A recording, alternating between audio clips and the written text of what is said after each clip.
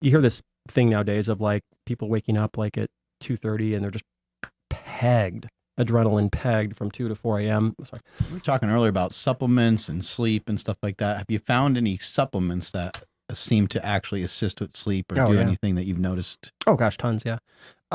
Yeah. So I again, in the research, there's this, I love these words that they come up with in the research for like stupid things. Like there's this word called combination therapy.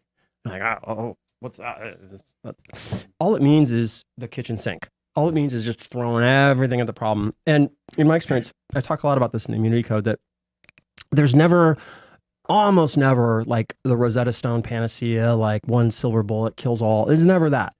But what is very realistic is a 5% improvement from one thing, and then about 10 things that give you a 5% improvement. And then you get a real lift. You can see measurable changes. So with respect to sleep, like for me, the last few months in correcting that, I just threw everything at it, you know? So in that list would be both CBD and CBN. CBN? Yeah. So CBD helps with sleep onset. CBN helps with sleep duration. Okay. It's in the family of, you know, those endocannabinoid receptor stimulators. Does the CBD have THC in it? Or no. Actually, gosh, your brother would probably know. Sometimes it has tiny amounts and some, dosages. I kind of tend to do a lot on that. So they come in these little bottle droppers, and you know, it says just do one dropper. I'll do like 3 of whatever the bottle droppers are. So, naturally. Yeah. But so CBN it's a cousin of CBD, and I've noticed it definitely helps with middle of the night, like that 2 a.m. waking thing definitely helps with that. And then along with that, for me, Megadocinoliamide. So I'll do like 1.5 grams of oleamide. Oleamide? Yeah. What is that? So it's another endocannabinoid antagonist. It's kind of in that family, but oleamide seems to really help with sleep induction, helps with quality of sleep. And then along with that, I will do, I tell you what just flat out works is lavender on the soles of the feet and then on the forearms. Oh, yeah. Okay. Really works. Power Project family, what if I told you that you could eat cereal that doesn't mess with your diet, that doesn't have massive amounts of sugar, that doesn't give you the bubble guts, and that's actually really good for you? Well, that's why we partnered with Magic Spoon. 0 grams of sugar, 4 grams of net carbs, 14 grams of protein, and 140 calories per serving, and it actually tastes like kid cereal. God dang it. Andrew, how can people get it? Absolutely. You guys got to head over to magicspoon.com/powerproject, and that'll get you $5 off the variety pack. Links to them down in the description. Let's get back to this video. And just, you just go down the checkbox. One thing that really helps a lot. I was just curious about lavender, though. Yeah. I don't remember his name, but somebody had mentioned that it can suppress testosterone or elevate your estrogen levels or something like that.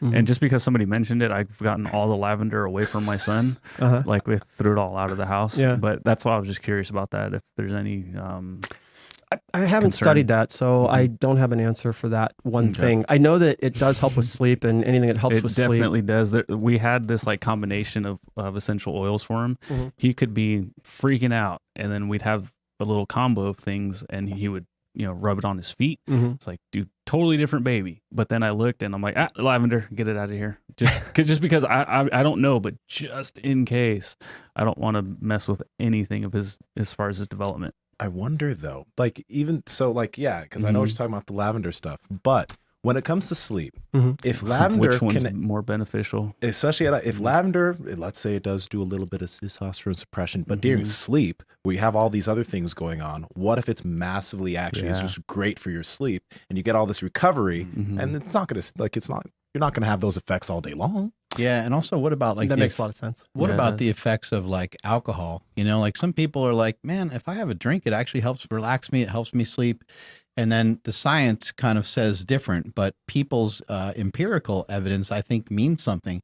Sometimes people will say, yeah, I'd like to smoke some pot, and it helps. A lot of people do that. It helps chill me out, and it helps, and then again, there's some research, but who knows how the research is being done.